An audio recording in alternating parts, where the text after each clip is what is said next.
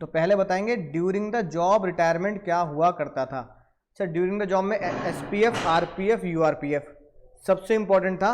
मेरा कंट्रीब्यूशन का कोई ट्रीटमेंट नहीं होता, सैलरी 80C में रिडक्शन मिलती है, 1.5 लाख के क्वेश्चन हमने किया था वाला, है ना। जो वीडियो है वाली मैंने अपलोड कर दी थी, क्वेश्चन नंबर 40, 41, 42 ऑनलाइन के कुछ बच्चों का रिप्लाई भी आया था, सारे क्वेश्चन मैच हो गए, उम्मीद करता हूँ तुम्हारे भी मैच हो गए होंगे, सिंपल था वो, है ना, राइट। सेम ही पैटर्न पे थे, पर किसी के 1 करोड़ किसी के 50 लाख ऐसे था। जो सबसे आखिरी क्वेश्चन था वो यूनिटरी मेथड से सॉल्व होना था 11% वाला, ठीक है। फिर हमने पढ़ा था सबसे इंपॉर्टेंट बात, मेरे कंट्रीब्यूशन का कोई ट्रीटमेंट नहीं होता, पर कंपनी के कंट्रीब्यूशन का तो होगा। तो कंपनी कंट्रीब्यूशन का क्या ट्रीटमेंट पढ़ा था हमने, कंपनी का कंट्रीब्यूशन 12% तक माफ, 12% ऑफ सैलरी, सैलरी का मतलब एचआरए वाला। एसपीएफ में एग्जाम्प्ट होता है, यूआरपीएफ में भी एग्जाम्प्ट होता है। फिर जो एग्जाम में क्वेश्चन बन सकता है वो बन सकता है किसका, इंटरेस्ट का। फिर हम इंटरेस्ट भी 2 तरह से मिलेंगे, पहला interest, interest on companies contribution 9.5% माफ, क्वेश्चन आएगा यूनिटरी मेथड से सॉल्व करना है जैसे हमने करा था, है ना। और फिर इंटरेस्ट ऑन माई कॉन्ट्रीब्यूशन, तो मेरे कॉन्ट्रीब्यूशन में क्या देखा जाता है, एसपीएफ वाला माफ होता है, यूआरपीएफ वाला माफ होता है, लेकिन आरपीएफ वाले में छोटा और मोटा देखते हैं। तो मेरे कॉन्ट्रीब्यूशन पर जो ब्याज होता है वो मेरे कॉन्ट्रीब्यूशन के हिसाब से क्या किया जाएगा, है ना, दिया जाएगा, राइट। अगर क्वेश्चन में डायरेक्टली नहीं दे रखा, अगर क्वेश्चन में डायरेक्टली नहीं दे रखा तो मुझे अपने कंट्रीब्यूशन के हिसाब से करना पड़ेगा, बोलो, इंटरेस्ट को कैलकुलेट करना पड़ेगा।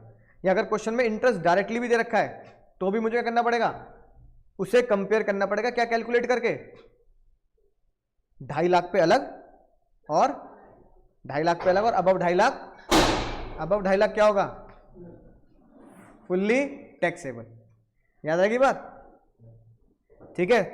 तो 2.5 लाख तक क्या करेंगे, यूनिटरी मेथड 9% से ऊपर वाला, और 2.5 लाख से ऊपर 8% हो, 4% हो, फुल्ली टैक्सेबल होगा, ठीक है ना। तो क्वेश्चन में ध्यान रखेंगे।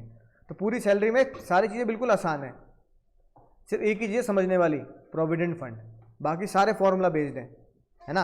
अब देखो, अगर मैं प्रोविडेंट फंड की बात करूं रिटायरमेंट के टाइम पे, तो रिटायरमेंट के टाइम पे बिल्कुल आसान आसान बातें हैं सर। अगर तुम्हें रिटायरमेंट के टाइम पे प्रोविडेंट फंड मिलेगा, ठीक है, तो देखो क्या लिखा है, अगर तुम स्टैच्यूटरी प्रोविडेंट फंड में हो तो क्या होगा sir, on retirement fully exempt. सरकारी नौकरी का यही मजा है, सरकारी नौकरी वाले कहाँ पैसा डालते हैं, स्टैच्यूटरी प्रोविडेंट फंड में। अगर तुम रिकॉग्नाइज प्रोविडेंट फंड में पैसा डालते हो और बुढ़ापे में पैसा आया तो ये भी क्या होगा सर, फुल्ली एग्जेम्प्ट। इन स्कीम को बोलते हैं EEE, exempt exempt exempt scheme. यानी जब मैंने पैसा लगाया, है ना, राइट, ड्यूरिंग द जॉब, तो भी वो मेरे लिए टैक्सेबल नहीं था, किसका, कंपनी का, ठीक है ना। जब वो पैसा पे ब्याज आया तो वो भी वो टैक्सेबल नहीं था, और उस पैसे को जब मैं रिटायरमेंट पे लूंगा वापस तो भी वो टैक्सेबल नहीं है। अब एक बात देखो ना, खुद सोच के देखो, सरकारी फंड में जब मेरी कंपनी ने पैसा डाला तो भी माफ, एग्जेम्प्ट, उसके ऊपर जो कमाई की वो भी माफ, ई जिसने पैसा डाला वो मेरे लिए माफ, जिस पे ब्याज कमाया वो भी माफ, और जब बुढ़ापे में मिला वो भी माफ। तो ऐसी स्कीम को क्या बोला जाता है, ट्रिपल ई स्कीम। लेकिन आरपीएफ में बोला कि एग्जाम तो हम कर देंगे, लेकिन तुम्हें कुछ शर्तें माननी है। क्या माननी है, एग्जामिशन की मात्र 4 शर्तें हैं। पहली शर्त कि कोई भी चीज, मतलब 4 मतलब एक ही शर्त है कि तुम आरपीएफ में पैसा विड्रॉ नहीं करना, कितने साल तक, 5 साल तक। कब तक विड्रॉ मत करना, 5 साल तक। यानी कि अगर तुमने अपने रिकॉग्नाइज्ड प्रोविडेंट फंड में, किसमें भैया, रिकॉग्नाइज्ड प्रोविडेंट फंड में अगर तुमने पैसा डाला है तो 5 साल तक के बाद जब भी तुम विड्रॉ करोगे वो क्या होगा, बोलो, एग्जेम्प्ट होगा।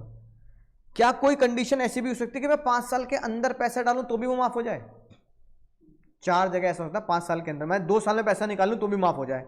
अगर पैसा निकाल रहा हूं बहुत ज्यादा बीमारी के लिए, किसके लिए, अगर बीमारी के लिए पैसा निकाल रहा तो मैं ताई को बोल रहा हूं, ताई मैं पैसे को जमा करके रखूंगा क्या जब जिंदा ही नहीं बचूंगा, है कि नहीं बात, ताई पैसे को रख के करूंगा क्या जब मैं जिंदा ही नहीं बचूंगा। तो कम से कम क्या करो, जिंदा तो रहने दो। ताई ने कहा चल ठीक है, निकाल के इलाज करा लियो। दूसरा, अगर कंपनी ही बंद हो जाए, क्या बंद हो जाए, कंपनी बंद हो जाए, तो तुम्हें नई कंपनी में अभी जॉब लगी नहीं, तो नई कंपनी में जॉब नहीं लगी तो क्या होगा, बोलो, तो पैसों की कमी होगी, तो भाई मैं कम से कम पीएफ से तो निकाल लूं। तो ताई ने कहा चल निकाल ले भाई, कंपनी बंद होगी, बेरोजगार हो गया। या फिर कोई ऐसा रीजन जो तुम्हारे कंट्रोल से बाहर हो। अब एक बालक कह रहा था पिछले बैच में कि सर अगर मेरी शादी हो तो मेरे कंट्रोल से बाहर है सर, तो पैसा निकालना पड़ेगा। नहीं, शादी कंट्रोल से बाहर नहीं। तो बताओ क्या शादी पे पैसा निकालना कंट्रोल से बाहर होगा या नहीं होगा? अब ये प्रूफ करना मुश्किल है किसके लिए, उस बंदे के लिए इनकम टैक्स विभाग को, कि withdrawing for the marriage purpose is beyond the control, है कि नहीं बात? तो ये करना बड़ा मुश्किल है, राइट। लेकिन एक बंदा कह रहा है कि मैं विदेश जा रहा हूं परमानेंट इंडिया छोड़कर, अब तो कंट्रोल से बाहर हो गया नहीं हो गया? अगर मैं क्या कर रहा हूं, विदेश जा रहा हूं परमानेंट इंडिया छोड़कर, तो क्या होगा सर? हाँ, तो वो भैया मान सकते हैं क्या है, बोलो, तो ये कंट्रोल से बाहर हो सकता है, राइट। बात समझ में आ गई? और चौथा पॉइंट लिख लो, अगर मैं प्रोविडेंट फंड से पैसा विड्रॉ कर रहा हूं एनपीएस में डालने के लिए, किस में डालने के लिए? हाँ, नेशनल पेंशन स्कीम, अरे भूल गए 80CCD, एनपीएस में कंट्रीब्यूशन के लिए पैसा डाल रहा हूं। इन 4 चीजों में अगर तुम पैसा डाल रहे हो तो तुम 5 साल से अंदर पैसा विड्रॉ कर सकते हो। लेकिन अगर इन चारों के अलावा कोई और रीजन है तो 5 साल के अंदर विड्रॉ करोगे तो टैक्सेबल होगा, 5 साल के बाद विड्रॉ करोगे तो एग्जेम्प्ट होगा। तो यही लिख लेते हैं, एग्जम्पशन की शर्त क्या है यहाँ, एग्जम्पशन की शर्त क्या है यहाँ? हाँ, 5 ईयर तक आपको विड्रॉ नहीं करना। अब आती है जो समझने वाली बात है, रिटायरमेंट पे क्वेश्चन आएगा तो यूआरपीएफ से आएगा, है ना। अब एसपीएफ हो गया, आरपीएफ हो गया, अब आ गया यूआरपीएफ। अब सोचना खुद ध्यान से, यूआरपीएफ से जब पैसा मुझे मिलेगा तो पहले कौन सा पैसा मिलेगा? बुढ़ापे में, बुढ़ापे में मेरा कंट्रीब्यूशन मुझे मिलेगा वापस, और क्या मिलेगा? मेरे कंट्रीब्यूशन पर जो ब्याज होगा वो भी बुढ़ापे में मिलेगा। फिर एक और चीज जिससे ताई ने बोला था पैसा डबल अक्षय कुमार वाला, तो वो क्या मिलेगा? कंपनी का कंट्रीब्यूशन भी मुझे ही मिलेगा। और मजेदार बात, पैसा ट्रिपल कैसे होगा? कंपनी का कंट्रीब्यूशन का इंटरेस्ट भी मुझे ही मिलेगा।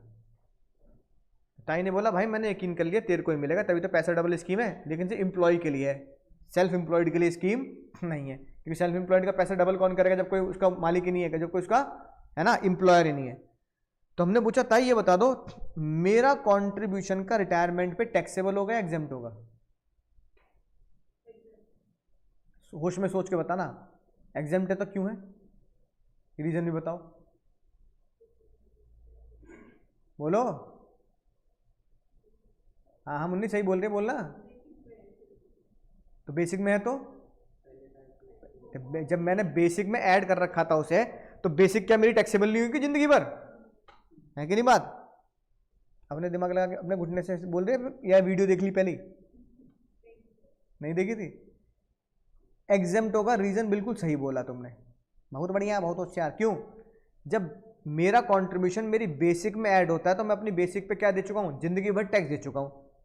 तो जिस अमाउंट पे मैंने टैक्स दे दिया उसमें दोबारा टैक्स क्यों दूं? मैं अपनी बेसिक में इसी तो देता था कंट्रीब्यूशन। ताई ने कहा चल ठीक है, ब्याज टैक्सेबल होगा एग्जेम्प्ट होगा? बोलो रिटायरमेंट पे। लॉजिक वही निकम्मो जो तुमने अभी बोला, गलत जवाब, एग्जेम्प्ट बोल रहे हो।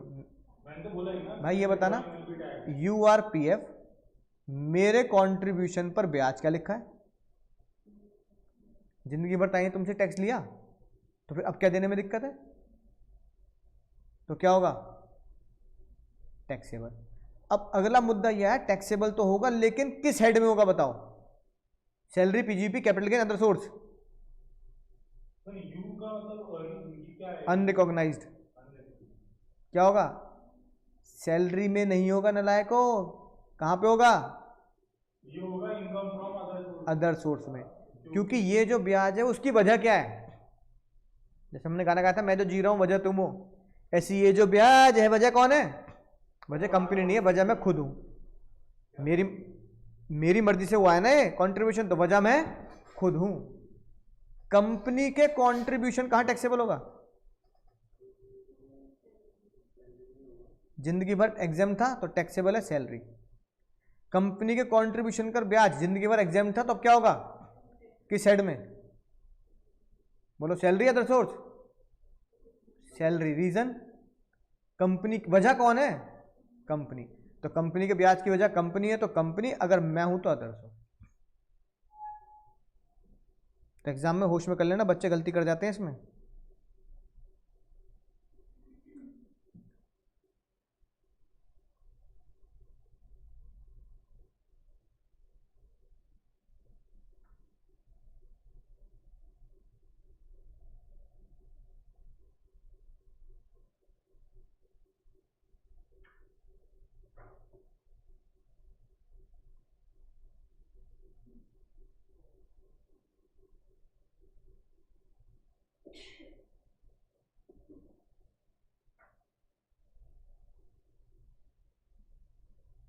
बताओ, नोट कर लिया?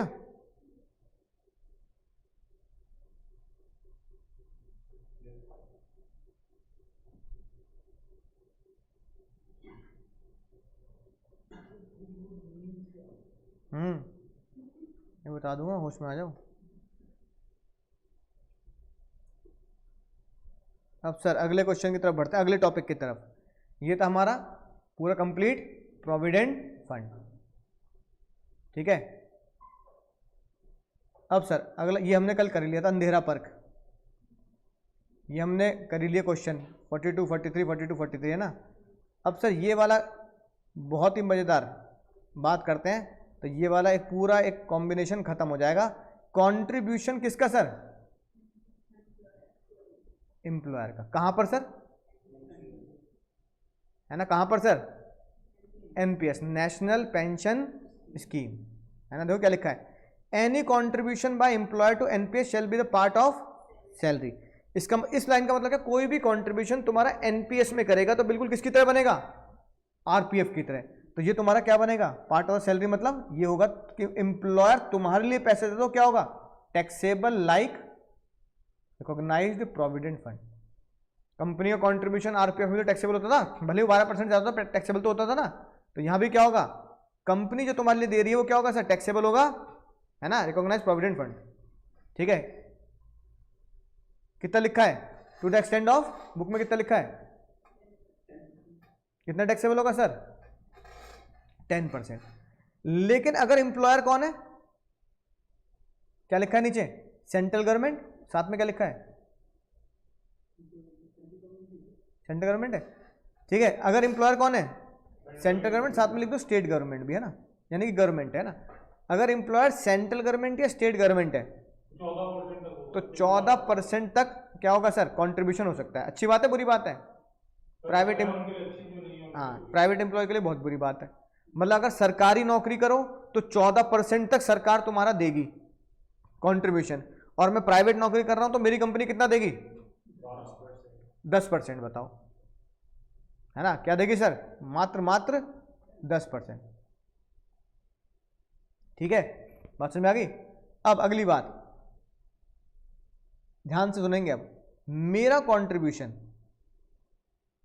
एनपीएस में और कंपनी का कंट्रीब्यूशन भी एनपीएस में, तो मेरा कंट्रीब्यूशन जो एनपीएस में वो कहां से दिया गया होगा?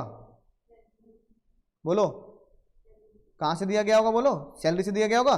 तो क्या वो टैक्सेबल होगा या नहीं होगा? वो टैक्सेबल नहीं है, क्योंकि वो बेसिक में से दिया गया है, ठीक है। अब एक छोटा सा क्वेश्चन लिखते हैं जरा, पहले एक छोटा क्वेश्चन, फिर से थोड़ा सा बड़ा क्वेश्चन। अगले, अब छोटे क्वेश्चन में मैं पहले तुम्हें कौन सेक्शन लिखवाए थे?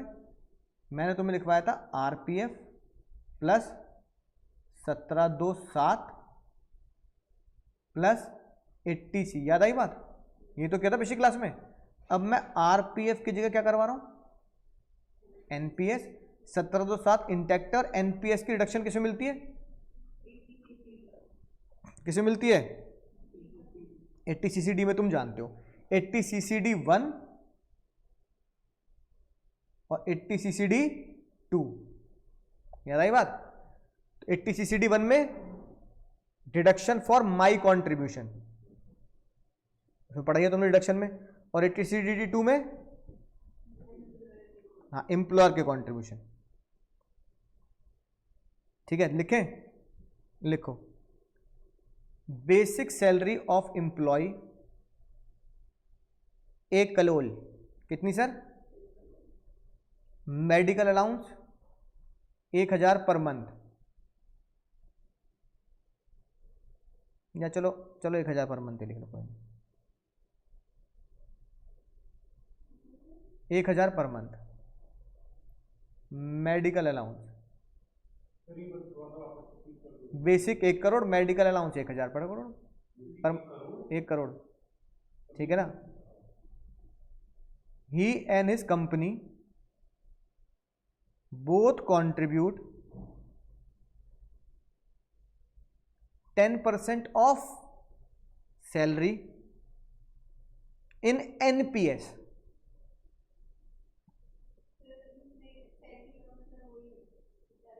नहीं तुम बताओगे एनपीएस में क्या था सैलरी का मतलब? 80CCD में। चलो निकम्मो क्लास इसमें से देख के बता दो, किताब तुम्हारे हाथ में है, डिडक्शन वाला चैप्टर पढ़ लिया तो भी सैलरी याद नहीं आ रहा। 80CCD में सैलरी का मतलब क्या है वो डिडक्शन वाले चैप्टर में मिलेगा। डिडक्शन वाले चैप्टर में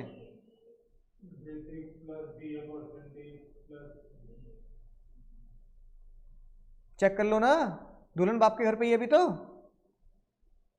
है ना। कहां मिलेगी तुम्हें सैलरी का मतलब? डिडक्शन वाले चैप्टर में मिलेगा। डिडक्शन वाला चैप्टर पेज कौन सा है? 78। तो पेज 78 पे आओ।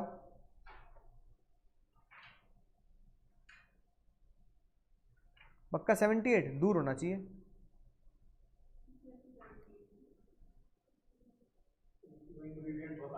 नहीं 78 नहीं होगा, बहुत एंड में मिलेगा डिडक्शन वाला चैप्टर। तो आगे जाओ, दिखाओ मुझे, दिखाओ। बहुत एंड में मिलेगा, किताब के एंड में है डिडक्शन का चैप्टर। हाँ डिडक्शन वाला चैप्टर है तुम्हारा, हाँ मतलब एंड में है वो। अच्छा वो पेज मर्ज नहीं हुआ, ठीक है रुको, हाँ ठीक है एंड में पेज 78 शुरू में भी एंड में भी कुछ गड़बड़ होगी ना पेजिंग में, तो एंड में आओ। नहीं कुछ पेजिंग में गड़बड़ हुई है। देखो क्या लिखा है, 80CCD1 10% ऑफ सैलरी है ना, लिखा है ना। Employer contribution 14% of salary in case of capital gain and in case of central government and state government. ठीक है, तो यहां ढूंढो सैलरी का मतलब क्या है। हाँ की नोट में, salary include DNS allowance if the terms of employment so provide but exclude all other allowance and perquisite. यानी सैलरी का मतलब क्या है? Basic plus DA under terms of employment. ये लिखी बात सबसे नीचे है ना, ऑनलाइन वाले बच्चे भी देख लेंगे, सबसे नीचे लिखी है डिडक्शन वाले चैप्टर में। ठीक है, इसकी पेजिंग कुछ गड़बड़ है इसलिए ये है ना, पर ये आपको बिल्कुल एंड में मिलेंगे चैप्टर। ठीक है, तो सैलरी का मतलब क्या है यहाँ पे? एचआरए वाला नहीं है। सैलरी का मतलब क्या है? चलो कोई नहीं, रखा रहने दो ना, basic plus DA percentage, commission भी नहीं है ना। अब इतना सा क्वेश्चन है, कितना कितना कंट्रीब्यूट कर रहे हैं? He and his company contribute both contribute 10% of salary in NPS. कर सकते हो भाई सॉल्व। अब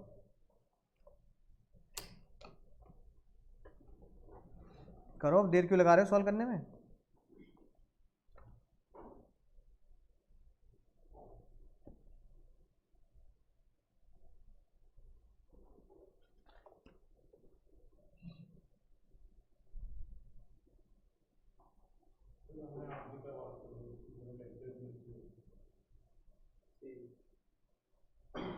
बेसिक बोलो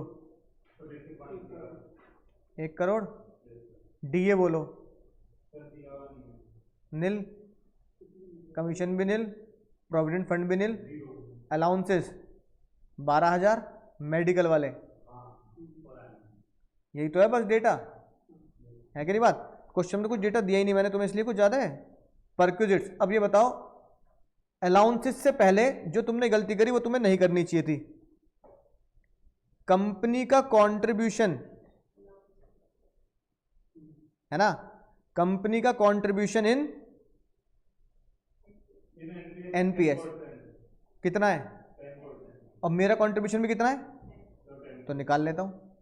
80 CCD 1 में क्या होता है, मेरा कंट्रीब्यूशन कितना गया, 10% ऑफ बेसिक, और डीए डीए है नहीं तो बेसिक का 10% कितना हुआ, तो कंपनी भी कितना डाल रही है, 10 लाख, है कि नहीं बात।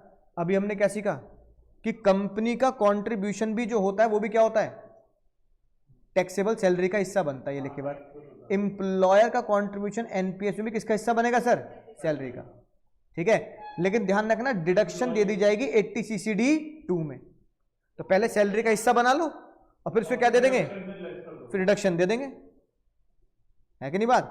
पहले सैलरी का हिस्सा बना लो फिर क्या दे देंगे, डिडक्शन दे देंगे। तो अब बताओ, पहले मैं सैलरी का हिस्सा बना लेता हूं, क्या लिख देता हूं, कंपनी का कंट्रीब्यूशन इन, यहां लिख देता हूं आरपीएफ के साथ ही लिख देता हूं, है ना, company contribution in NPS, NPS 10 lakh, bracket में क्या लिख देता हूं, एलिजिबल फॉर 80 CCD 2, क्योंकि कंपनी का है ना, अब मैं किसके लिए एलिजिबल हूं, 80 CCD 1 के लिए।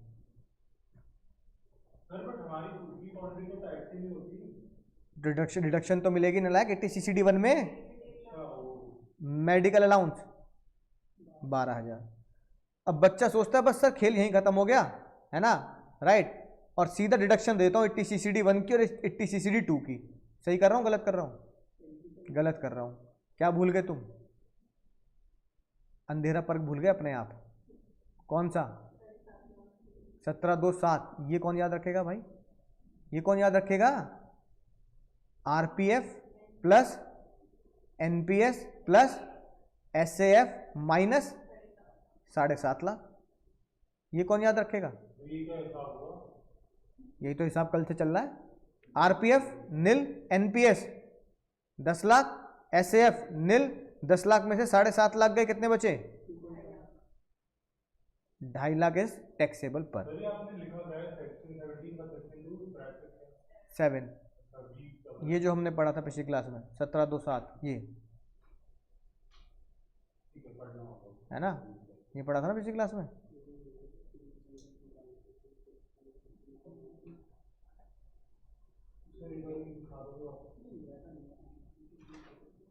ठीक है, आ गया, बोलो भाई।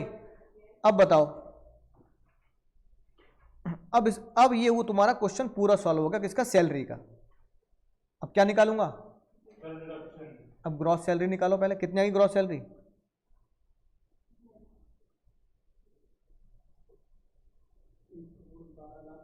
11262, इसमें से 50 माइनस कर दो, नेट सैलरी कितनी आ गई, 112,1200, ये आ गई।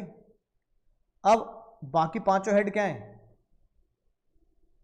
बाकी ये तो income under the head salary आ गया ना, बाकी 5 हेड जोड़ूंगा तभी तो जीटीआई बनेगी। तो उसके बाद हाउस प्रॉपर्टी, कैपिटल गेन, कोई बात नहीं, capital gain, other PGBP, other source, ये चारों क्या हैं, नील।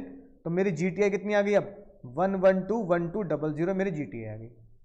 बोलो भाई, जीटीआई का तो कोई दिक्कत नहीं है, क्योंकि जो सैलरी हेड की टोटल है वो जीटीआई बन गई, क्योंकि बाकी हेड क्या है, नील है। अब जीटीआई में से क्या दूंगा मैं, 80C की रिडक्शन, और वो भी 80C की रिडक्शन तभी दी जाएगी जब मैं नए स्कीम में नहीं होऊंगा। 115 बक नॉट फॉलोड, याद आ गई बात, है ना। 115 बीएसी फॉलो नहीं कर रहा हूँ तो ही मिलेगी, अगर 115 बीएसी फॉलो कर रहा हूँ तो मिलेगी, शायद मैंने उस रिडक्शन में बताया भी है, ठीक है। अब 80C इस क्वेश्चन में है नहीं, 80CCD है, 80CCD 1 किसका कंट्रीब्यूशन, और 80CCD 2 किसका कंट्रीब्यूशन, कंपनी का कंट्रीब्यूशन। अब बताओ, कंपनी का कंट्रीब्यूशन कितना, बोलो 10 लाख, ठीक है। और लिमिट कितनी है, ना ना ना, कम नलायको, भूल गए तुम डिडक्शन। कंपनी के कंट्रीब्यूशन की कोई डिडक्शन वो नहीं है लिमिट,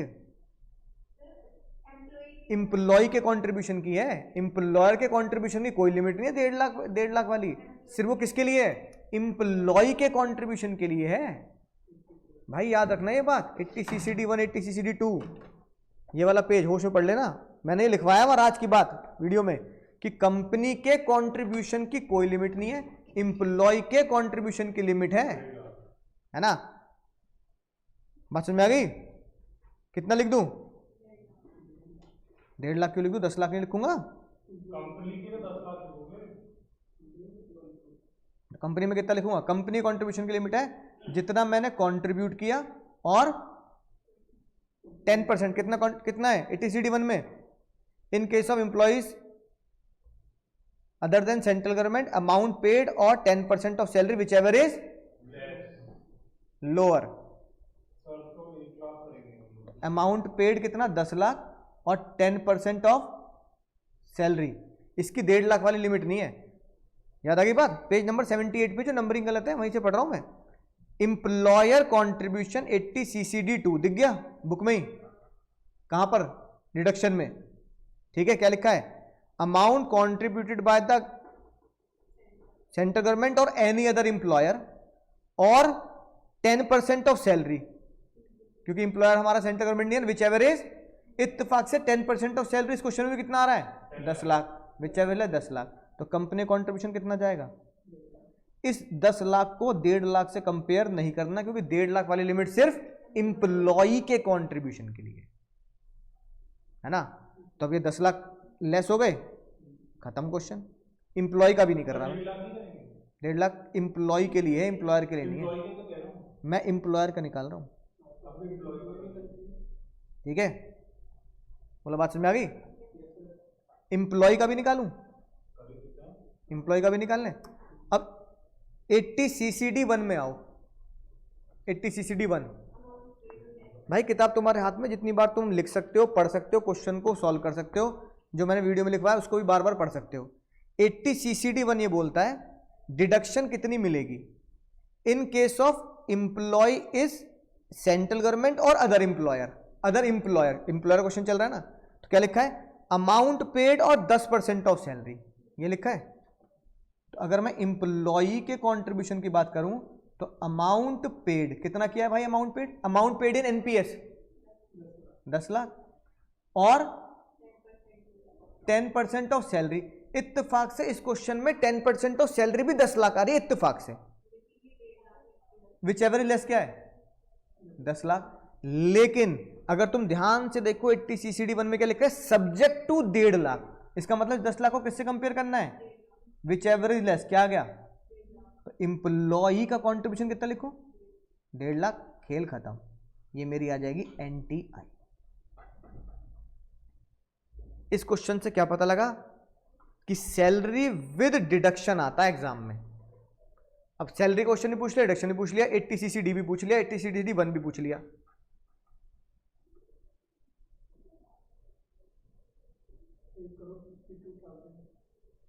ठीक है, वो मेरी क्या आ गई sir?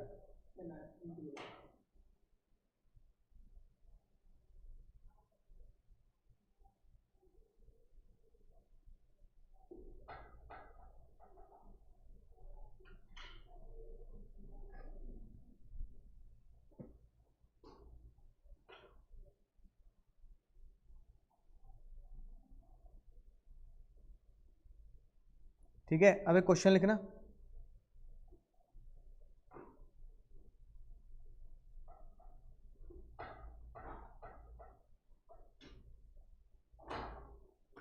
Basic salary 1 crore,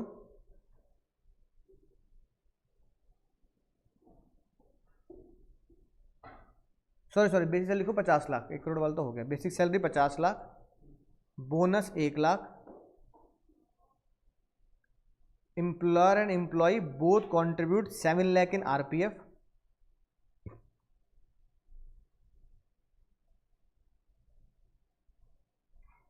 and 5 lakh in NPS।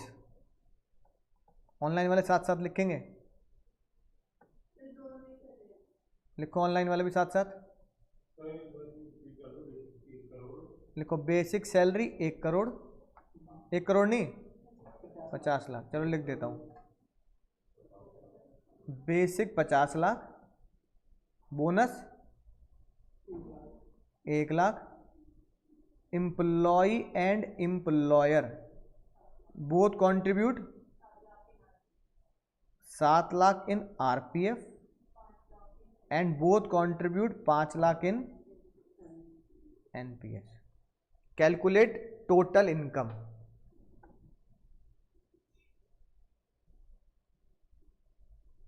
बताओ जाने अनजाने कितने सेक्शन हो गए? 7 lakh in NPS, NPS 7 lakh in RPF recognise provident fund. कितने सेक्शन हो गए जाने अनजाने भाई, तुम्हें पता ही नहीं लगा?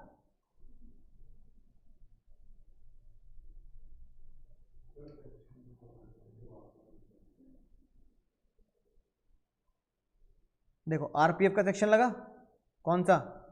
Section 10 section 12। क्या अंधेरा पर्क लगेगा नहीं लगेगा?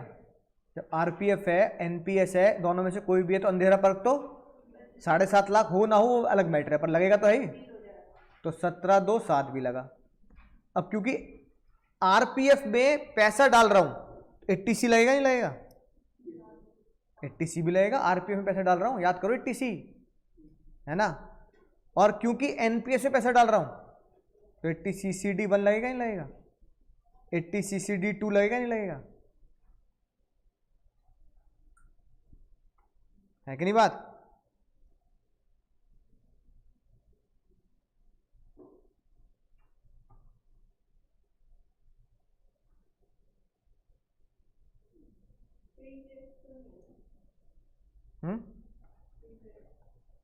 इंटरेस्ट नहीं है। इंटरेस्ट देता तो फिर क्या होता? इंटरेस्ट का भी लग जाता वो 9.5 वाला पर।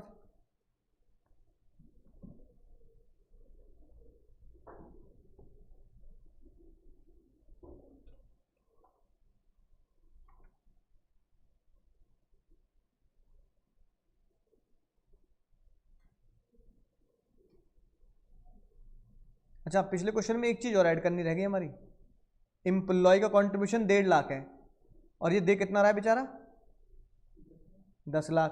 पर 50,000 रुपये 80CCD1B में तो जाएंगे।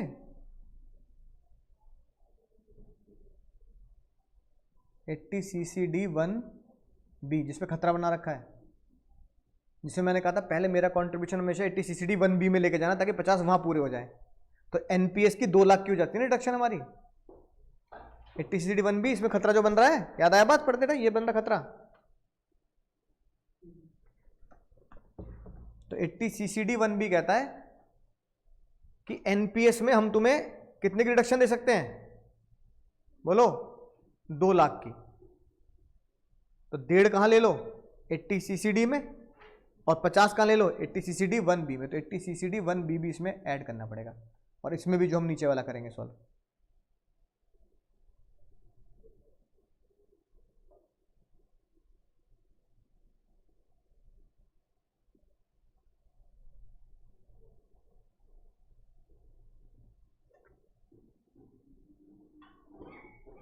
निकालो।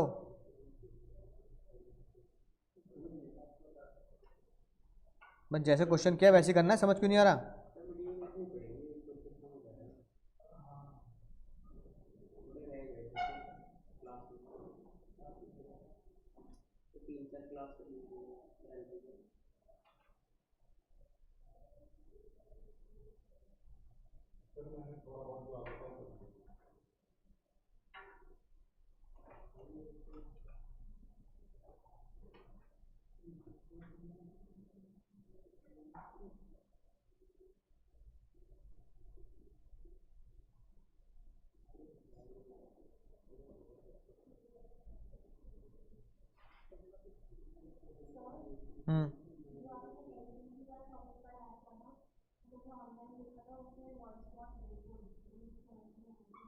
तो फिर वो YouTube से देख लेना ना, YouTube का लिंक दे तो रखा है।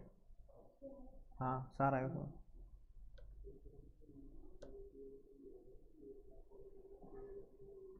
हाँ जी ऑनलाइन वाले बच्चे बताएंगे, कराऊं मैं?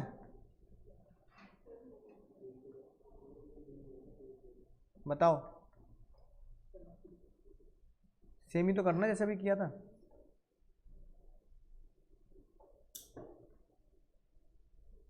अब देखो, एक तीर से 1 2 3 4 5 6, और अगर इंटरेस्ट दे दिया तो वो भी। ये तो अभी मैं तुम्हें पढ़ा रहा हूँ 5-6 सेक्शन मिक्स करके, फाइनल में 15-15 सेक्शन मिक्स हो जाते हैं। अब तुम्हें होश ही नहीं रहता कि भाई कौन सा क्वेश्चन से मैं कौन कौन सेक्शन लगा के सॉल्व करूँ। समझ में आ गई ना बात।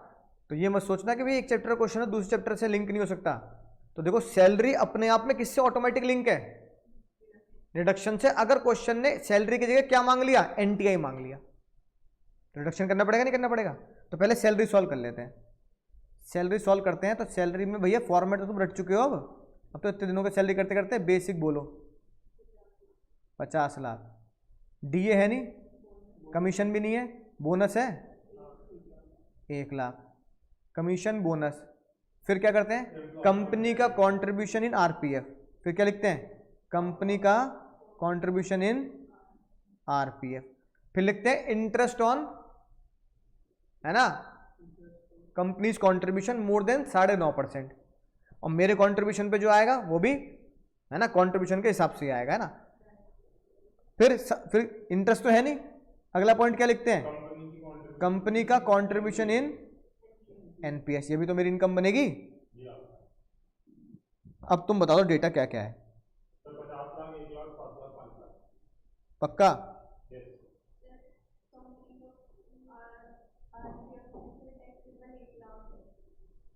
कंपनी का कंट्रीब्यूशन इन आरपीएफ 1 लाख कैसे निकाला? हाँ, अब इसका मैं वर्किंग नोट निकालूंगा इसका। कंपनी का कंट्रीब्यूशन इन आरपीएफ टैक्सेबल होता है मोर देन 12% ऑफ सैलरी। तो पहले मैं निकालता हूं स्टेप नंबर 1। बताओ कंपनी ने कितना कंट्रीब्यूट किया? कितना किया? 7 लाख। अब ये 12% से ज्यादा है या 12% से कम है? तो 12% निकाल के पता लगेगा ना। तो इसमें से क्या माइनस कर दूं? Step number 2। स्टेप नंबर 2 क्या बोलता है? 12% ऑफ सैलरी, यानी कि 12% ऑफ प्रोविडेंट फंड में, आरपीएफ में सैलरी का मतलब सेम है एचआरए वाला। तो 12% of basic, 12% plus DA percentage plus commission percentage. तो यहाँ बेसिक तो है 50 लाख, लेकिन यहाँ पे डीए परसेंटेज और कमीशन परसेंटेज नहीं, तो 12% ऑफ 50 लाख कितना आया? यानी मैं इतना कंट्रीब्यूट करता हूं इतना माफ होगा। 12% ऑफ सैलरी क्या होता है? माफ। तो कितना टैक्सेबल? ये मेरा बनेगा 1 लाख। ये बिल्कुल सही निकाला तुमने, कल यही तो पढ़ा था। और इसके क्वेश्चन किए थे 5-6, 38, 39, 40, 41 सही हो गए थे ना। तो वो सही हो गए तो अब कोई भी सारे क्वेश्चन सही हो जाएंगे एग्जाम में। वो सारे कॉम्बिनेशन के मिक्स क्वेश्चन थे वो। ये आ गया 1 लाख, ठीक है। अब क्या लिखूं? कंपनी कॉन्ट्रीब्यूशन इन कितने रुपए दिए? अब ये जो 5 लाख रुपए किस चीज के लिए एलिजिबल है? वो कंपनी कॉन्ट्रीब्यूशन 80 CCD 2, है ना, अभी बना लेंगे। 80 CCD 2 के लिए एलिजिबल है 5 लाख रुपए। तो 80 CCD 2 में क्या रिडक्शन है वो तुम्हारे इस पेज पे लिखी है, वो भी रिडक्शन बाद में देंगे। अगली बात सैलरी में क्या आएगा? पर्क। और पर्क में जो बच्चा भूल जाता है क्या? अंधेरा पर्क। बोलो अंधेरा पर्क क्या होता है? अब बार बार लिखने की जरूरत नहीं है। कंपनी का मेरा नहीं, कंपनी का contribution in RPF 7 lakh, company का contribution in NPS 5 lakh, plus company का कंट्रीब्यूशन इन एसएएफ जो है नहीं, इनमें से क्या माइनस कर दूं? तो आउटर कॉलम में कितना आ गया? कितना आ गया?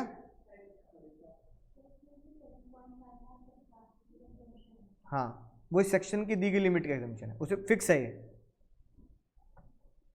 आ गया? तो भाई ये हो गया, ये हो गया। अब ये बच रहे हैं, है ना। अब डिडक्शन बच रही है सैलरी में। देखो और क्या है, सैलरी का बाकी काम कर देते हैं। परक्यूजिट्स के बाद और कोई पर्क तो है नहीं, खाना पीना, कार वगैरह। Company contribution in NPS, company का। हाँ, क्या नहीं करना? अब वो तो डिडक्शन में जाएंगे, डिडक्शन तक पहुंचे कहाँ हैं अभी हम? अभी तो सैलरी में झूल रहे हैं। तो ग्रॉस सैलरी कितनी आ गई? सर ग्रॉस आ गई 50 का प्लस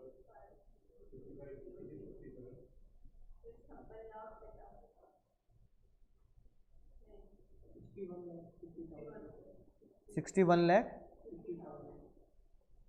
माइनस 10 रिडक्शन कितना आ गया अब? 61 लाख एग्जैक्टली। ये मेरी ग्रॉस सैलरी आ गई। फिर मुझसे ताई ने पूछा भैया बाकी हेड बता दे। बाकी हेड मैंने बोले sir house property, PGBP, capital gain, other source, इनमें से कोई भी इनकम डेटा मेरे को दे नहीं रखा। तो मैंने ये चारों हेड क्या लिख दिए? नील। अब चारों हेड नील लिख दिए तो अब क्या बचा? जीटीआई। जीटीआई कितनी आ गई? 61 लाख। ठीक है भैया, जीटीआई कितनी आ गई? अब जीटीआई आ गई 61 लाख। अब बताओ आगे।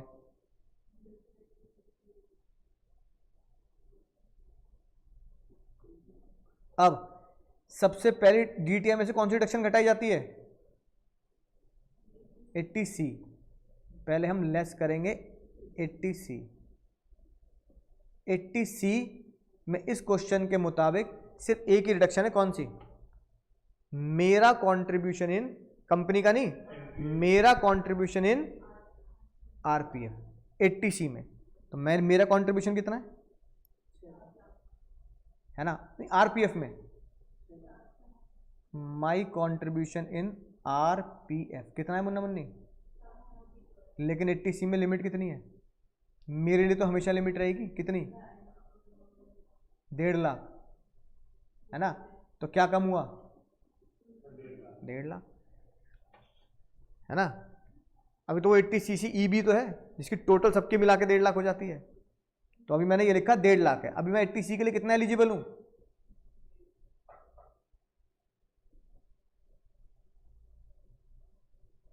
तो इनर कॉलम में लिख देता हूं, है ना? जैसे हमने क्वेश्चन 69 किया था ना उसमें डिडक्शन का, ऐसे इनर कॉलम में लिख देता हूं एलिजिबल फॉर 1.5 लाख, क्योंकि 80cc ई लगाएंगे मैक्सिमम, वही मैक्सिमम 1.5 लाख आएगी। ये आ गया। अब मुझे अगला सेक्शन कौन सा करना है? 80cc डी 1 मेरा कंट्रीब्यूशन और 2 एम्प्लॉयर का कंट्रीब्यूशन। तो 80cc डी 1, और अगर इस एनपीएस में कितना दे रहा हूं मैं? 5 लाख। और फिर 80cc डी 1B 50। तो पहले हमेशा कौन सी लगानी होती है? 80cc डी 1B, क्योंकि 1B कहता है 50,000 तो एनपीएस की मिलेगी ही मिलेगी, है ना? और 1.5 लाख किसमें मिल जाएगी? 80cc डी 1 में। तो मैक्सिमम आप कितनी कर सकते हो? 2 लाख डिडक्शन। हाँ, डिडक्शन कर रहे हैं ना? बात समझ में आई? ठीक है। अब मुझे बताओ 80cc डी, चलो इसको 1B को भी अलग लिखता हूं, 1B के 50 अलग लिखे जाएंगे। 80cc डी 1 बताओ। वर्किंग नोट नंबर 2, CCD 1 क्या लिमिट है CCD 1 की? मेरे कंट्रीब्यूशन की बोलो। क्या लिखा है? Amount paid in the NPS और 10% of salary. Amount contribution in NPS कितना कर रहा हूं मैं कितना कर रहा हूं? 7 लाख। और 10% ऑफ सैलरी निकाल दो। सैलरी यहां कितनी है? 50 लाख। और सैलरी का मतलब क्या है? यहां पे बेसिक प्लस डीए परसेंटेज बस। तो यहां सैलरी कितनी है? 5 लाख। ओ सॉरी 50 लाख। 50 लाख का 10%, विच एवर इज लेस। तो मैं कितना एलिजिबल हूं 80cc डी 1 के लिए? 5 लाख, है ना? 5 लाख। लेकिन वहां क्या लिखा है? Subject to 1.5 lakh. यहां कितना आ गया? तो 80cc डी 1 भी कितना लिख दूं? सर एक दिन नीचे हुआ है इनमें 1.5 लाख की लिमिट। 1.5 80C की लिमिट भी 1.5 लाख है, 80cc डी 1 की लिमिट भी 1.5 लाख है। दोनों की लिमिट कितनी है? 1.5 लाख। अब इस क्वेश्चन में क्या बच गया? अब बच गया 80cc डी 2, है ना? और 1B भी 80cc डी 1B जो एक्स्ट्रा है। अब एक बहुत खतरनाक बात जो ताई ने करी है, ताई ने बोला कि तू 80C में भी क्या ले ले, 1.5 लाख का मजा ले ले, फिर तू 80CCD में भी क्या ले ले, 80CCD 1 में भी क्या ले ले, 1.5 लाख का मजा ले ले। तो ताई ने एक खतरनाक खेल डाला हुआ है और उस सेक्शन का नाम है 80CCE। अब 80CCE पता क्या बोलता है, वो अपने आप में सेक्शन नहीं है। 80CCE बोलता है कि पहले 80C की लिमिट निकाल ले। तो हमने कितनी निकाल ली, 80C 1.5, फिर 80CCC भी निकाल ले। हमारे इस क्वेश्चन में 80CCC है नहीं, प्लस 80CCC भी निकाल ले, है ना। चलो वर्टिकल करके बता देता हूं। तो 80CCE ध्यान रखना, 80CC क्या बोलता है बोलो, 80C कर ले प्लस 80CCC डाल प्लस 80CCD 1, सिर्फ 1, 2 नहीं 1, ये डाल। इन तीनों की पहले अपनी अपनी लिमिट निकाल ले, इन तीनों की पहले अपनी अपनी लिमिट निकाल ले। इन तीनों की जो टोटल लिमिट आएगी उसको कंपेयर कर किससे, 1.5 लाख से, और विच एवर इज लेस तुझे देंगे। तो इस क्वेश्चन को ध्यान समझना, बहुत खतरनाक क्वेश्चन है, इस क्वेश्चन को ध्यान समझना। पहले मुझे बताओ 80C की हमने लिमिट क्या निकाली, कैसे निकाली, मेरा कंट्रीब्यूशन इन आरपीएफ और 1.5 lakh which ever less 1.5 lakh, 1.5 lakh निकाली। वो मैंने कहां लिख दी, यहां इनर कॉलम में। बोलो 80CCC इसमें है नहीं, फिर मैंने क्या निकाली, 80CCD 1 कितनी निकाली, 1.5 लाख, ये निकाल दी 1.5 लाख ऐसे, ठीक है। अब आउटर कॉलम में अमाउंट लिखने से पहले, होश में सुनना, आउटर कॉलम में अमाउंट लिखने से पहले CCE बोल रहा है, मुझसे पूछ के जाइयो, बाहर दरवाजे से बाहर जाए तो मुझसे पूछ के जाइयो। हम गए CCE के पास, CCE ने बोला पहले 80C का अमाउंट लिख, हमने कितना लिखा, हमने, उसने बोला 80CCC लिख, हमने लिख दिया नील। फिर उसने बोला 80CCD 1 लिख, हमने कितना लिखा, 1.5, टोटल कितना हो गया 3। अब CCE क्या बोल रहा है, 80CCE बोल रहा है दरवाजे के बाहर चाहे 3 लाख कर दे, 4 लाख कर दे, मैं 1.5 लाख से ज्यादा जाने नहीं दूंगा। तो इसका मतलब इन तीनों सेक्शन की मैक्सिमम लिमिट कितनी हो गई, बस यही एग्जाम में बच्चा गलती करता है। वो बच्चा कहता है पेपर बहुत टफ था, 1.5 लाख हो गई नहीं हो गई। समझे इस क्वेश्चन की गंभीरता को। पहले तुमसे पूछा कि तुम्हें प्रोविडेंट फंड याद है कि नहीं, सैलरी हेड में 12%, फिर तुमसे पूछ लिया तू ये बता तुझे 80C में याद है कि नहीं, और फिर 80C में भी तुझे ये याद है कि नहीं कि 1.5 लाख की लिमिट है। फिर इसी क्वेश्चन ने पूछा कि बता तुझे NPS याद है कि नहीं सैलरी के अंदर, फिर पूछा सैलरी में तुझे अंधेरा पर्क याद है कि नहीं, फिर तुझसे पूछा कि 80CCD 1 तुझे याद है कि नहीं, फिर 80CCD 1 भी याद है मुझे, 80C भी याद है। फिर सबसे खतरनाक जो एग्जाम में बच्चा गलती करता है, किसी करता है, ये एग्जाम में बच्चा गलती करता है कि वो बहती गंगा में हाथ धो लेता है, वो इसकी लिमिट भी आउटर कॉलम में लिख देता है, इसकी लिमिट भी आउटर कॉलम में लिख देता है, CCE भूल जाता है। बट मैक्सिमम कितनी दे सकता हूं, maximum as per 80CCE is equal to 1.5 lakh. बोलो बात समझ आ गई, समझ आ गई बात। अब सर आपने 2 सेक्शन अलग लिख रखे हैं, एक लिख रखा है 80CCD 1B अलग लिख रखा है, 80CCD 2 अलग लिख रखा है। 80CCD 1B कहता है इस 1.5 लाख से ऊपर 50,000 एक्स्ट्रा मिल जाएंगे अगर तू किसमें डालेगा, NPS में डालेगा। तो बताओ NPS में मैंने कितने डाले, 5 लाख, है ना। तो 5 लाख में से मैं 50 किसे दे रहा हूं, CCD 1B को दे रहा हूं। और यहां पर 80CCD 1 जो मैं 5 लिख रहा हूं, मैं यहां कितने लिखना पसंद करूंगा, 4.5। अब समझ में आई बात कि मैंने यहां कांटा क्यों लगाया। पहले किसको दो हमेशा,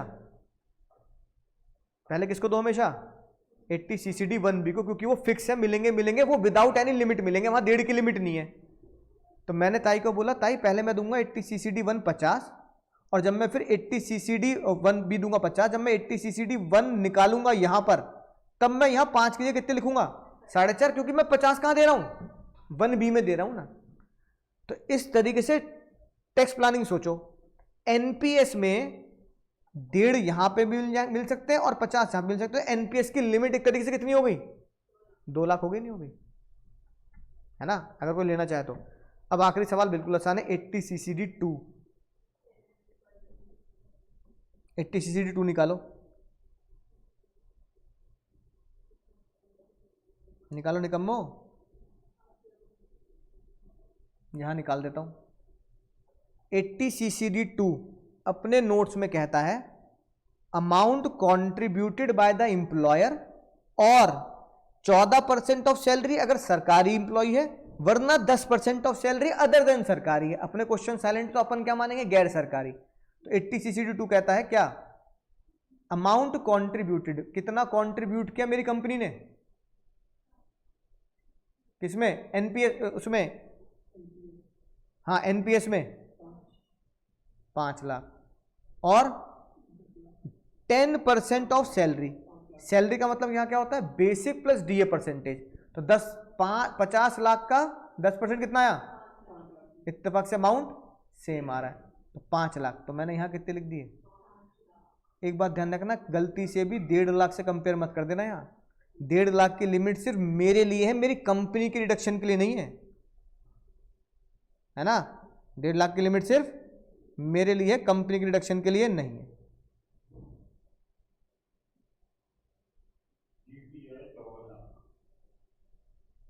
बोलो भाई।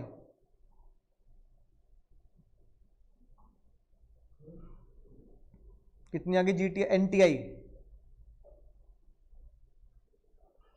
6 सेक्शन मिक्स हो गए, घर जाकर दोबारा पढ़ना पड़ेगा इसे, पर ये इस बात की गारंटी है।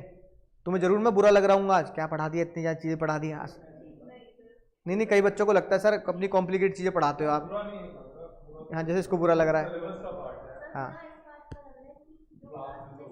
हाँ हाँ, नहीं वैसे भी कई बार बच्चों को लगता है सर ये क्या सर, हम फाइनल थोड़ी पढ़ रहे हैं जो इतने सेक्शन मिक्स कर रहे हो।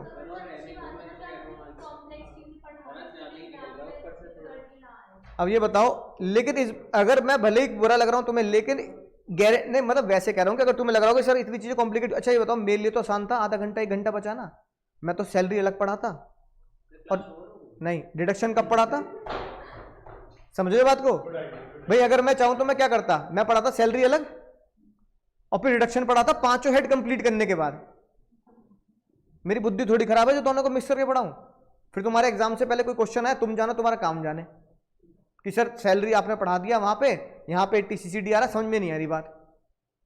तो मैं ये भी तो कर सकता था अपनी जान बचाने के लिए कि चलो 1 घंटा बच जाएगा, 1-1.5 घंटा बच जाएगा, जो माता बच्चे के साथ करनी पड़ेगी, है ना। लेकिन मान लो भले ये फाइनल जैसा कॉन्सेप्ट हो, इतने सारे सेक्शन एक साथ मर्ज हो जाए, लेकिन मान लो अगर इसमें से 3-4 सेक्शन आ जाए जो ऊपर वाले, एनपीएस 1727 है ना और 80 CCD, तो नंबर तो तुम्हारी गोल होंगे फिर। लेकिन मैंने इसमें एनपी के साथ क्या डाल दिया, आरपीएफ भी डाले, थोड़ा सा और टफ बना दिया मैंने। 6 सेक्शन मिक्स कर दिए यहाँ, 6,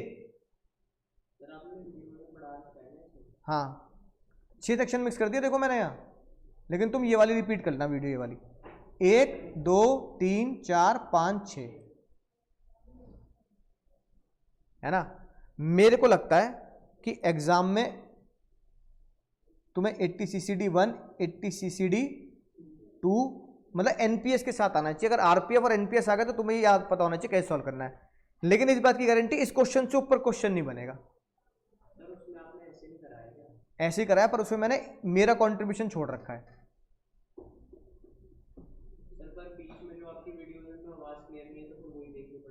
हाँ, लेकिन आज वाली शायद आवाज क्लियर हो जाएगी, आज वाली में ना। हाँ ये वाली है, देख लेना। जो मतलब उसमें अपलोड है तो उसमें देख लिया, जो अपलोड नहीं है अपने ऐप में तो वो यूट्यूब से देख लिया। क्योंकि जो मैंने यूट्यूब पे करा रखे है ना, उसमें यूट्यूब में मैंने ये नहीं करा रखा, ये वाला 80 CCD 1 नहीं करा रखा, ये नहीं करा रखा।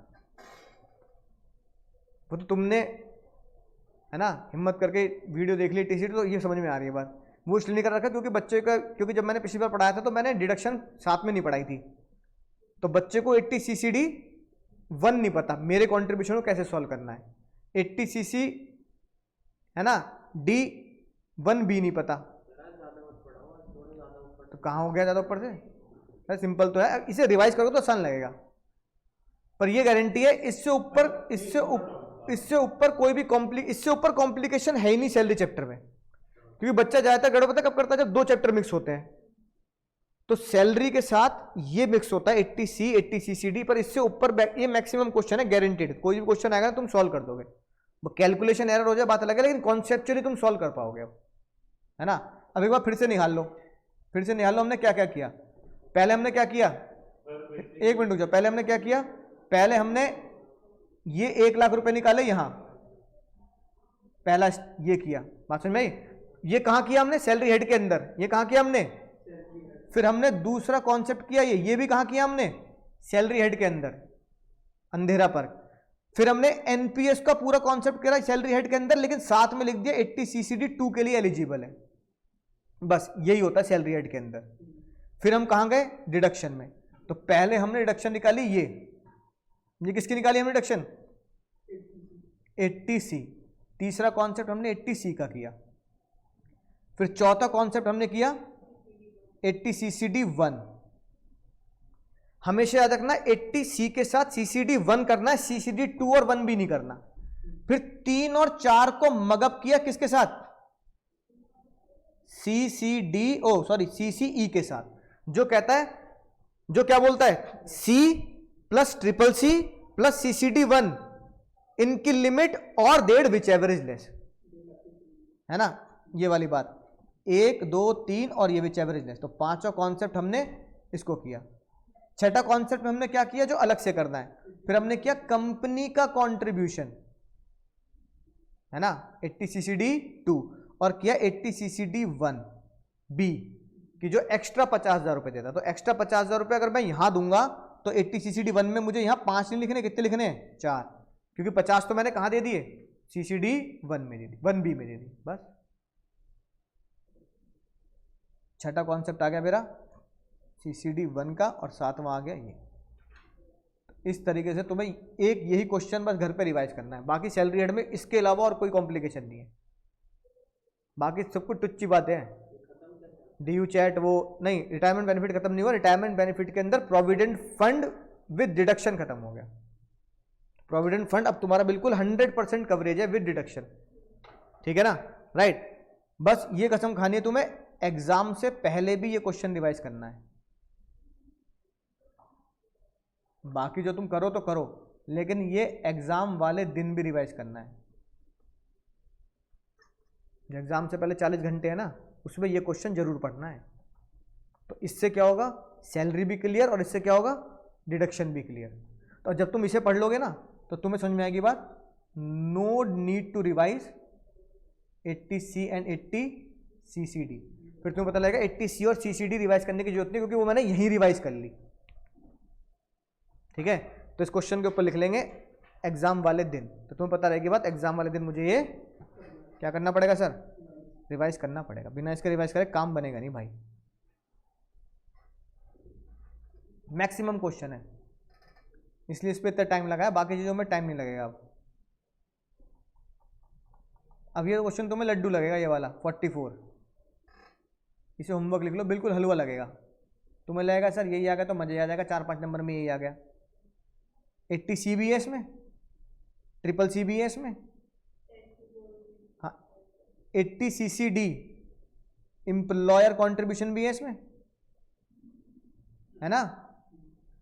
और बताओ 80C ट्रिपल CCD ये कौन सेक्शन है सर? 80 CCE limit. CCE वाला क्या बोलता है? CCE वाला बोलता है C प्लस 3 सेक्शनों का सम, CCD 1, है ना। इन 3 सेक्शन का सम 1.5 से ऊपर नहीं होगा। और ये कौन सा है? एडिशनल, यह 80 CCD 1B, ये 1 अपडेट लिख लो बुक में, है ना, लिख लो बुक में। ऊपर CCD के आगे ब्रैकेट में 1 लगाना, और नीचे एडिशनल डिडक्शन में CCD के आगे 1B लगाना। और ये मैंने 1.5 कैसे निकाली है? 80 CCE की लिमिट लगा के।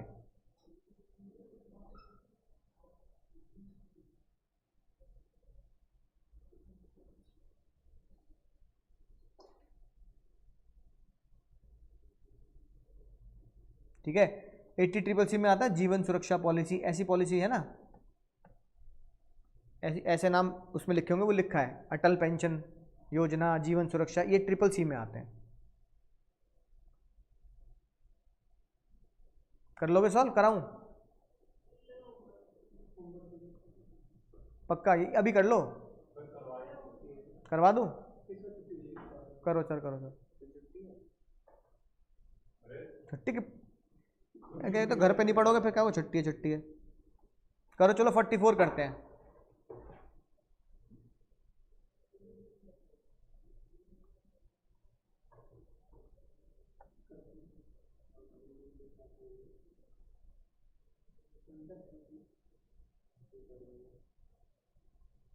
फोर्टी फोर करते हैं जैसे हमने अभी ये किया।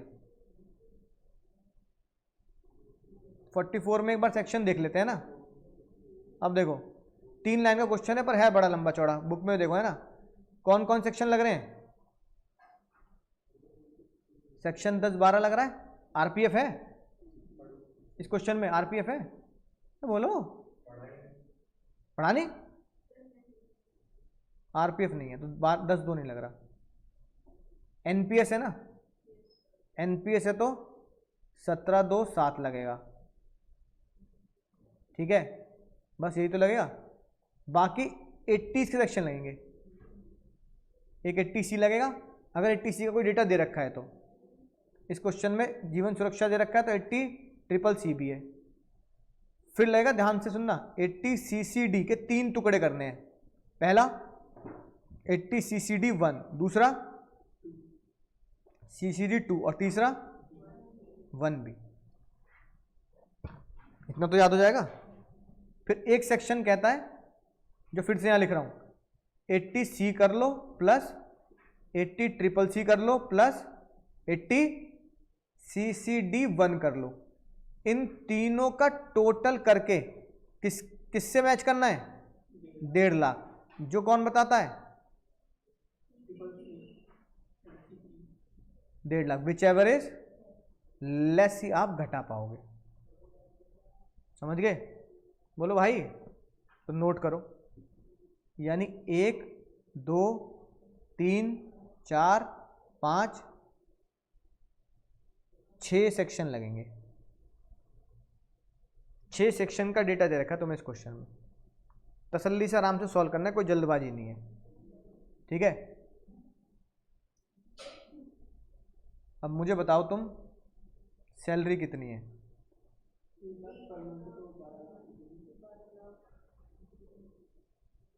12 लाख। डीए कमीशन बोनस कुछ भी नहीं है, फिर सीधा क्या है? सेंट्रल गवर्नमेंट एम्प्लॉई है भैया हमारे, याद रखना, सरकारी वो है। Contribution to pension fund, she has contributed 10,000 per month to notified pension scheme of the central government, ठीक है। यानी पेंशन फंड मतलब एनपीएस। कितना डाल? 10,000 रुपये पर मंथ। कंपनी भी उसको कितना डाल रही है? 10,000 रुपये पर मंथ। फिर ये प्रीमियम इन्वेस्टमेंट हो गया और ये भी इन्वेस्टमेंट हो गया एनएससी में, ठीक है। अब बेसिक हो गया, डीए कमीशन बोनस है नहीं, कंपनी का कंट्रीब्यूशन इन आरपीएफ, आरपीएफ है नहीं, पर कंपनी का कंट्रीब्यूशन इन, इधर ध्यान दो, अरे क्वेश्चन भी करो तो समझ में आ जाएगी बात। एनपीएस में कितना है? तो 1 लाख और कुछ भी नहीं है। यानी कि सैलरी हेड में से 2 ही चीजें आ रही हैं, एक बेसिक और एक कंपनी का कंट्रीब्यूशन इन एनपीएस। और कुछ दे नहीं रखा, देखो ना, एक बेसिक दे रखी है और कंपनी का कंट्रीब्यूशन इन एनपीएस दे रखा है, बस। जीएस बोलो तो एनएस बोल दो।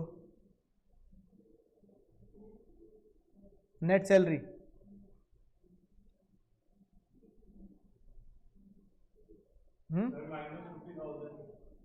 हाँ तो बोलो ना, नेट सैलरी कितनी आ गई? 12,70,000 ये आ गई। बाकी हेड क्या है? Other heads,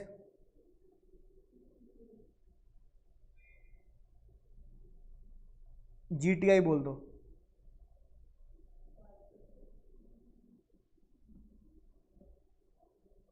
1270। अब आ जाओ डिडक्शन के खजाने में। क्या कोई ऐसी डिडक्शन है जो 80C के लिए एलिजिबल हो? है? नहीं, 80C में कह रहा हूं मुन्नी, में CCD 1 में नहीं कह रहा मैं। ये है एक NSC, है ना? तो 80C में कौन अवेलेबल है? तो 80C की लिमिट कितनी लिख दूं? 1 लाख और 1.5 लाख की लिमिट, विच एवर लेस कितनी हो गई? 1 लाख। बताना पड़ेगा ना 80C की लिमिट भी क्या है? 1.5 लाख है। अगला सेक्शन कौन सा है? C के साथ हमेशा करो 80CCC और फिर उसके साथ जोड़ो 80CCD 1। इनका जोड़ा बनाना है, इनका ट्राइंगल बनाना है इन तीनों का, तभी CCE समझ में आएगा। 80CCC कितना है इसमें? 3,000 रुपये और 1.5 लाख रुपए। क्या कम है? 3,000। अब ढूंढो CCD 1, मेरा कंट्रीब्यूशन इन NPS, मेरा कंट्रीब्यूशन इन NPS क्या लिखा है बताना जरा। कंपनी एंड शी ऑज ऑल्सो कंट्रीब्यूट अमाउंट इक्वली। तो मैंने कितना कंट्रीब्यूट किया? 1,20,000। अब 80CCD 1 की लिमिट देखना कितनी है?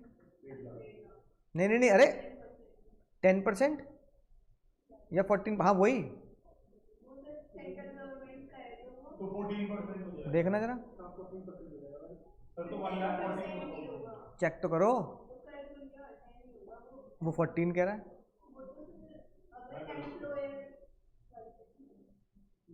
यहाँ नहीं, CCD में जाना पड़ेगा भाई। तुम कहाँ पढ़ रहे हो? मैं CCD पढ़ा रहा हूँ, तुम सैलरी पढ़ रहे हो।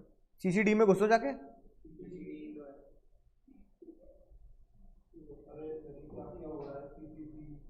CCD डिडक्शन वाला चैप्टर खोलने को कह रहा हूँ मैं। CCD का मतलब होता है डिडक्शन वाला चैप्टर।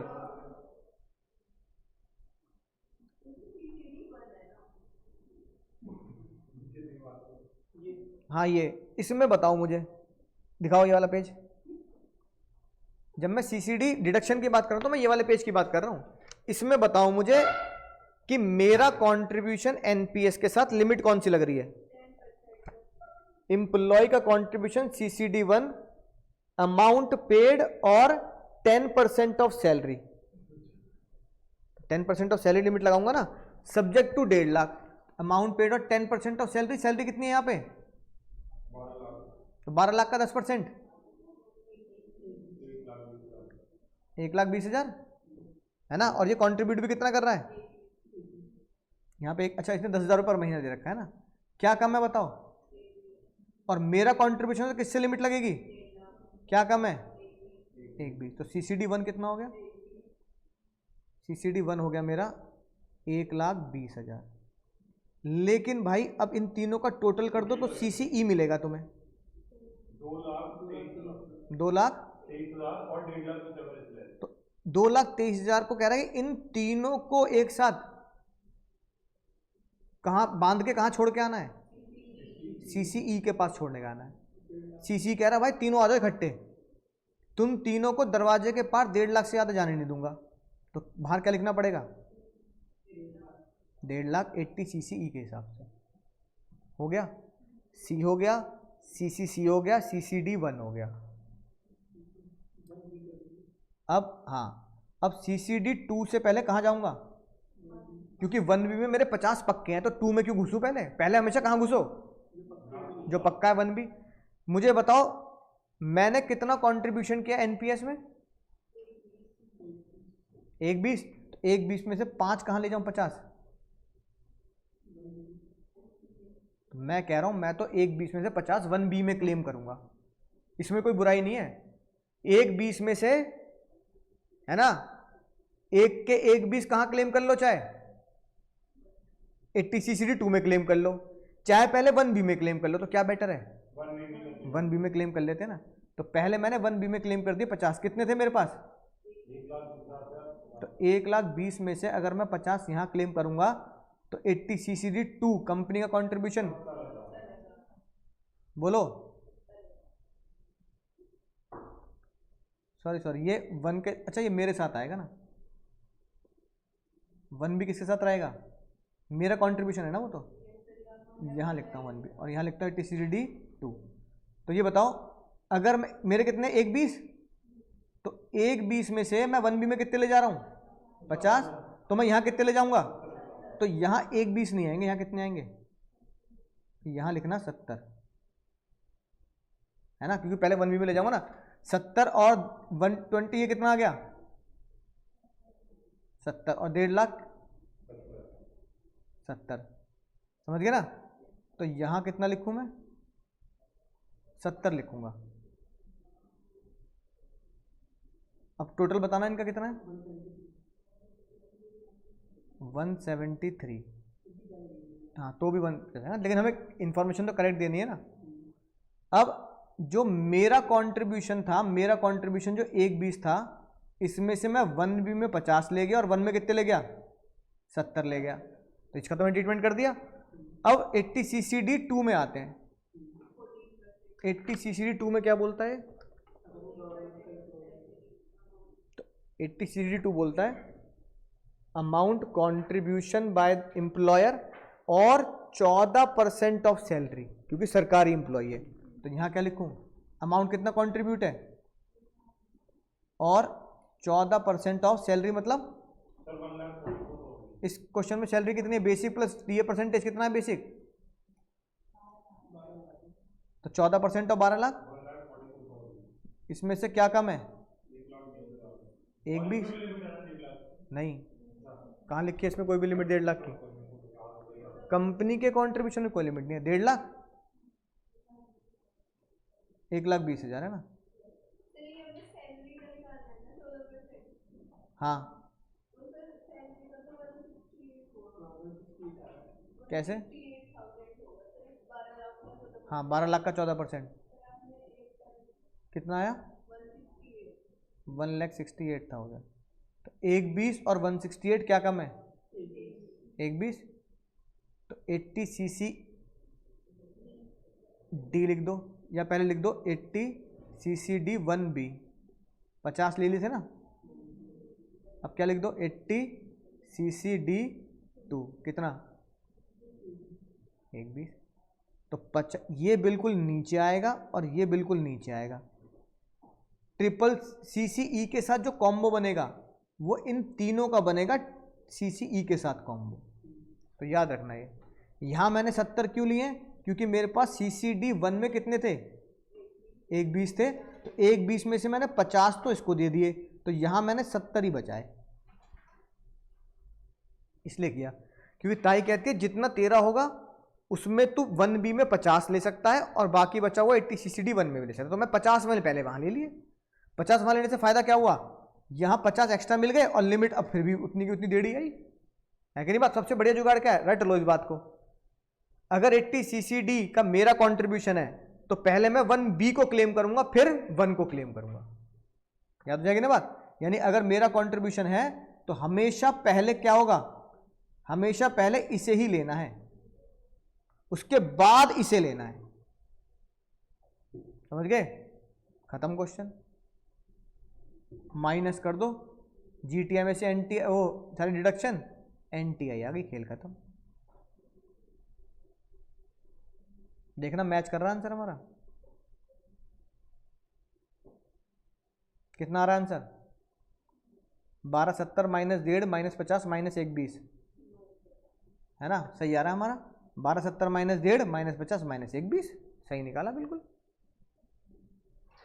ये 2 क्वेश्चन कर लेना एग्जाम से पहले बस, है ना। इससे पहले वाला जो मैंने लिखवाया वो कर लेना, क्योंकि उसमें क्या है,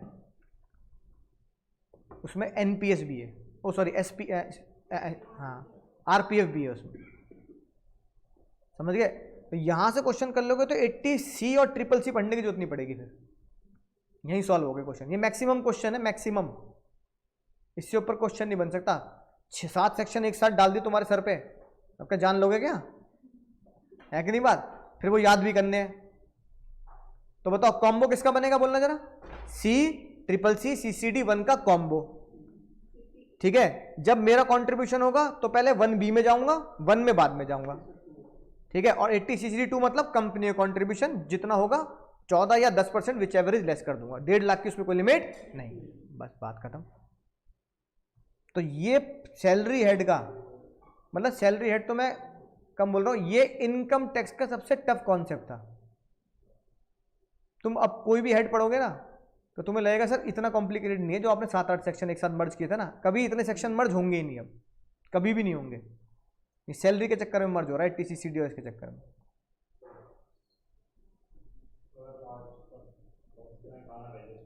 क्या बात करो, 3:30 बजे अभी 1 घंटा भी नहीं हुआ पढ़ते हुए। सर टाइम की बात नहीं, इट्स अबाउट क्वालिटी।